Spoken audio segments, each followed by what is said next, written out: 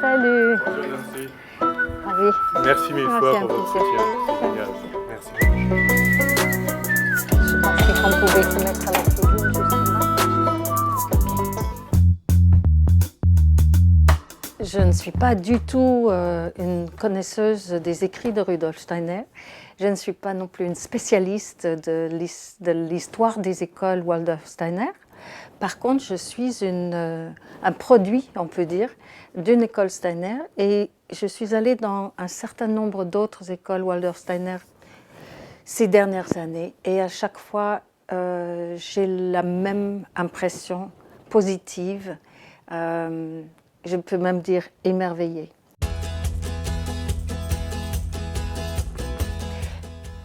Cette école a littéralement changé ma vie. C'est un peu un hasard que j'ai atterri là. Mon père était un professeur à l'ouest du Canada, dans notre ville de Calgary où je suis née. Il était de plus en plus insatisfait et frustré de l'ambiance de l'université. Il a cherché un autre emploi pendant un an. Il a voyagé dans différentes provinces et différentes parties des États-Unis.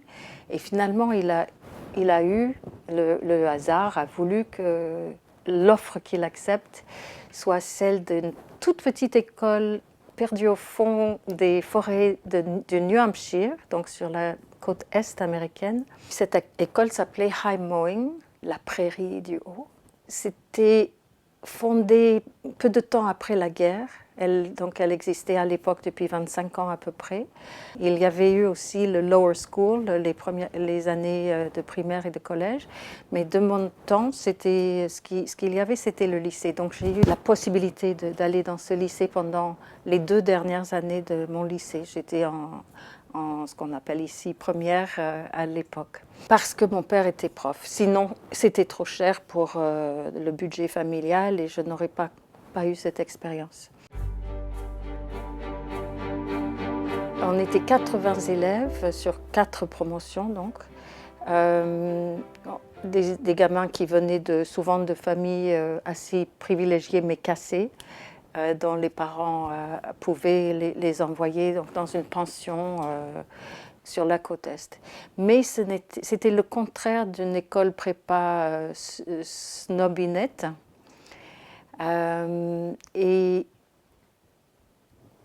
je suis passée d'un univers complètement classique d'école publique où les valeurs étaient la concurrence sur tous les plans, y compris bien sûr la concurrence des jeunes filles entre elles pour la beauté, le maquillage, les habits comme ci, les marques comme ça, les choses à acheter pour prouver qu'on était dans le coup.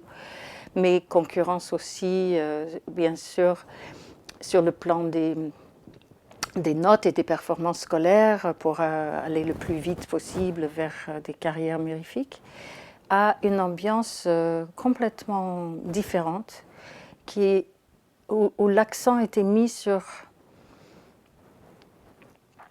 le partage et la découverte des beautés possibles dans tous les domaines. C'était les beautés des mathématiques, c'était les beautés de la chimie, c'était les beautés de la nature autour, c'était les beautés de la littérature, de la musique.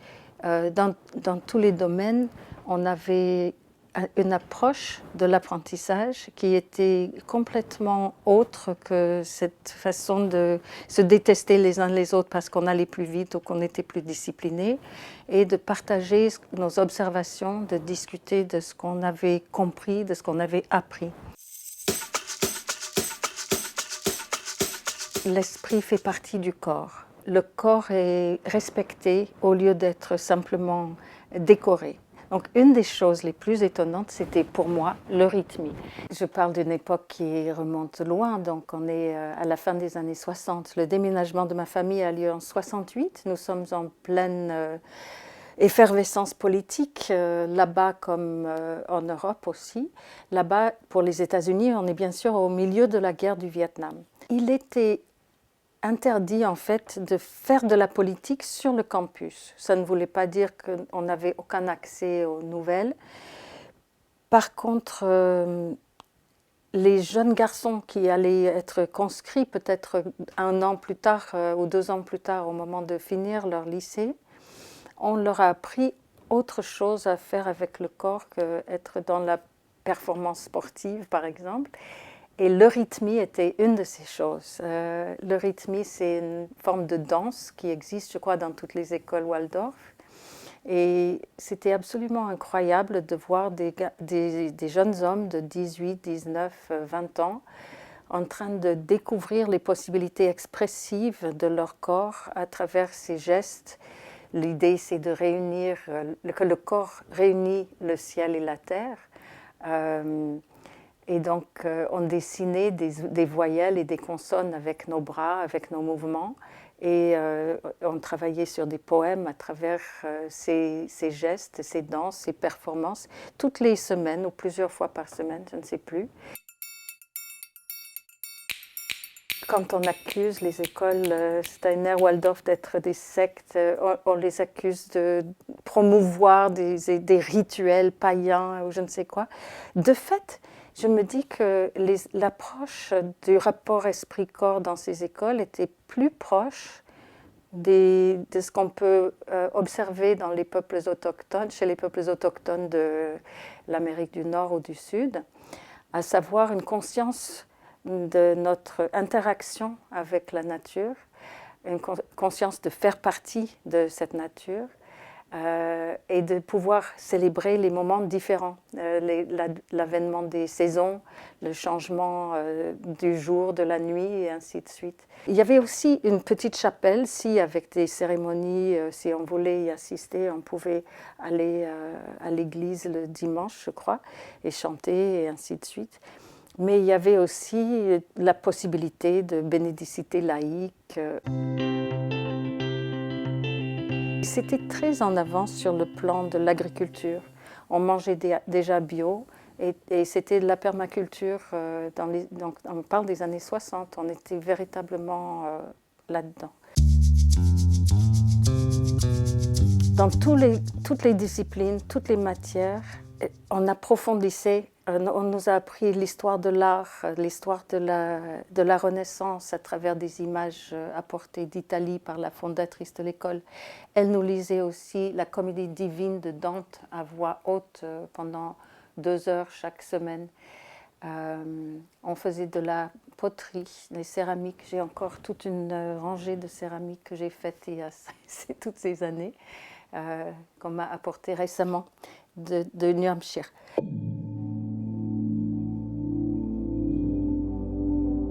Je crois que j'ai cessé d'être je ne dis pas que ça a guéri tous mes problèmes, bien sûr, pour toujours, mais ça m'a apporté des valeurs qui sont encore les miennes aujourd'hui, qui sont des valeurs plus de partage que de concurrence. Et je suis éternellement reconnaissante à l'université de Calgary d'avoir exaspéré mon papa et de m'avoir du coup donné cette occasion de découvrir high mowing. J'ai vécu aussi mes premières grandes émotions littéraires partagées dans cette école.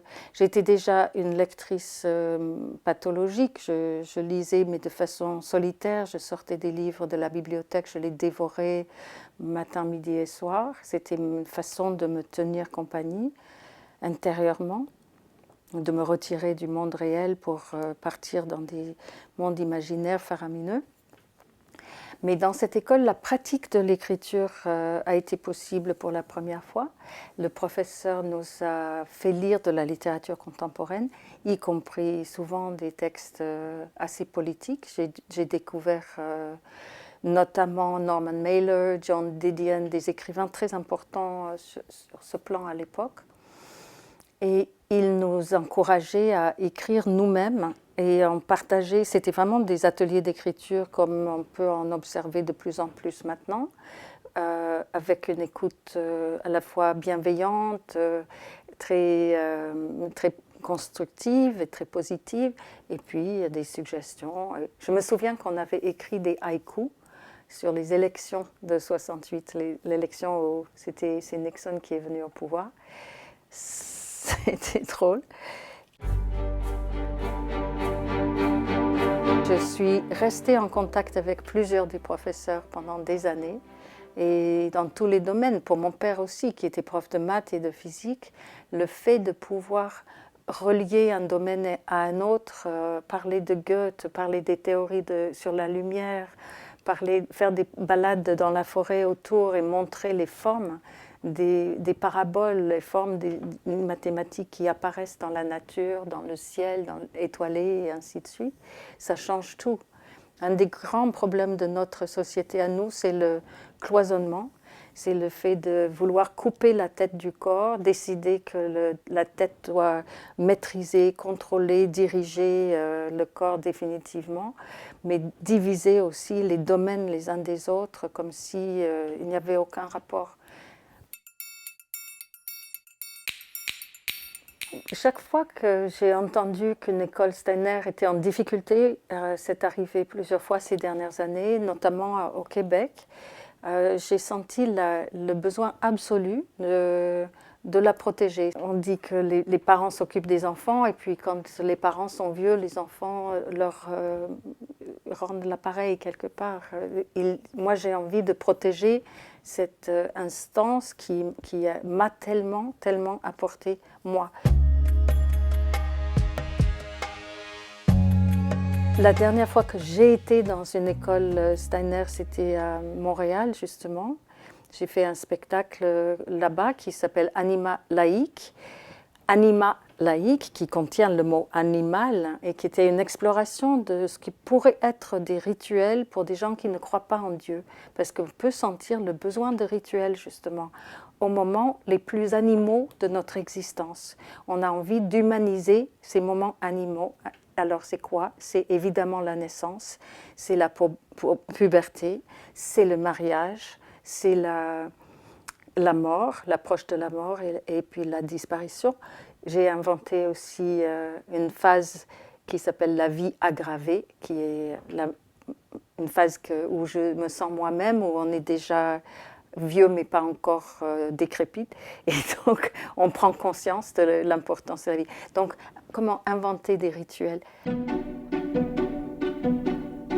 On a exploré avec l'ami musicien Quentin Sirjac, avec qui j'ai fait ce spectacle, on explorait l'école de fond en comble, tout ce qu'on voyait sur les murs, toutes l'attitude des profs et des élèves qui nous entouraient.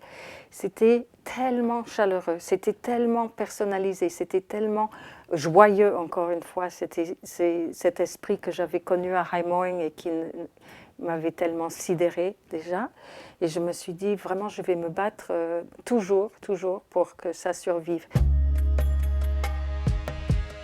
Je ne suis pas quelqu'un qui promeuve l'anthroposophie, parce que je ne sais pas ce que c'est, à vrai dire. On ne nous encourageait pas du tout à lire les textes fondateurs de Rudolf Steiner. Je peux simplement dire que tout ce que j'ai rencontré dans cette mouvance, que ce soit en France, en Allemagne, aux États-Unis, au Canada, ça m'a paru participer des valeurs les plus fondamentales qu'il faut défendre aujourd'hui. Je me sentais tellement maladroite, je ne savais rien faire. J'étais pianiste, mais je n'avais jamais fabriqué des choses avec mes mains. Et on a eu une magnifique prof de céramique. Et toutes les semaines, donc j'ai travaillé ça, c'est pas du tout avec un tour, hein, c'est comment on appelle. Je l'ai fabriqué à 16 ans. Mon père en a hérité, il l'a utilisé jusqu'à sa mort il y a quelques années. Je l'ai vu chaque fois que je rentrais là-bas, je l'ai vu faire le thé là-dedans. Et ce dont je suis particulièrement fière, c'est qu'il y a des petits trous pratiqués là pour empêcher les feuilles de thé de passer. Donc, elle a cette petite personnalité, la théière. Ça, j'ai fait pour mon papa, parce qu'il avait laissé pousser sa barbe et comme ça, il ne mouillait pas ses moustaches quand il buvait. Ça m'a beaucoup touchée de les récupérer toutes ces décennies plus tard. Mon frère vient de me les apporter. J'ai un petit poème devant les yeux tout le temps, en permanence. Do not stand by my grave and weep. I am not there, I do not sleep. I am the thousand winds that blow. I am the diamond glints in snow. I am the sunlight on ripened grain. I am the gentle autumn rain. As you awake with morning's hush, I am the swift upflinging rush of quiet birds in circling flight. I am the day transcending night. Do not stand by my grave and cry. I am not there. I did not die. Ça correspond à la philosophie pour moi, de ce que j'ai appris dans cette école Steiner-Waldorf. D'ailleurs, j'ai vécu la mort pour la première fois. Le jardinier, qui était un très vieux monsieur, il est mort pendant la cérémonie d'ouverture matinale. On se retrouvait toujours tous les matins dans la grande pièce, la grande salle. Et il y avait des annonces de certains professeurs. On chantait et puis on commençait la journée. Et un matin, le jardinier s'est effondré. Il est mort sur le moment. C'était la première fois que j'assistais à la mort de quelqu'un. Et je pense que c'est pas seulement la plus belle philosophie possible de dire que je fais partie de tout ce qui vit autour de toi. Je rejoins cette chose, je change d'état, mais je fais partie des vents et de la neige et du soleil et des feuilles et des oiseaux. Ne sois pas triste parce que je ne suis pas dans mon tombeau, je suis partout autour.